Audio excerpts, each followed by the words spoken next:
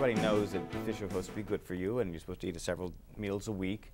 They're high in omega-3 fatty acids, which are healthy, and they tend not to have some of the problems that red meat has and that kind of thing.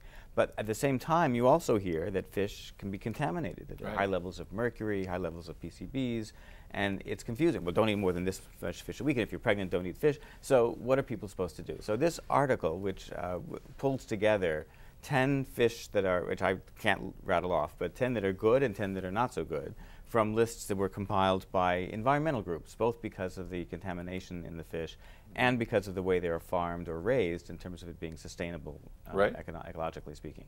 So just a couple things I learned that I thought was fascinating. We're ready to hear the lessons.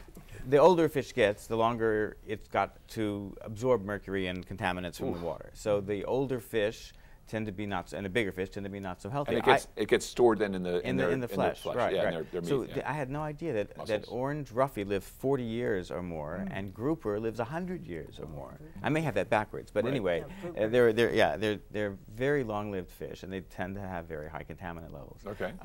And of course, there's also the difference between farmed fish and wild fish. Alaska wild salmon's considered, everybody says that's great. If you can find it, it's wonderful, but most salmon sold in the United States is farmed. And is that good or bad? It's not so good. Most of it is not so good because they feed the farmed fish fish meal of ground up other fish, and those other fish already have mercury, so they're like extra carbo loading the mercury, so to speak, these fish in these farm tanks. So the only salmon that they recommend from farm salmon is what's called freshwater coho, which apparently is farmed in a different way, or it doesn't, it lives a very short line. It doesn't take as long to grow to maturity, so it doesn't have as much time to absorb mercury. So anyway, these are very interesting aspects of that story. I recommend it.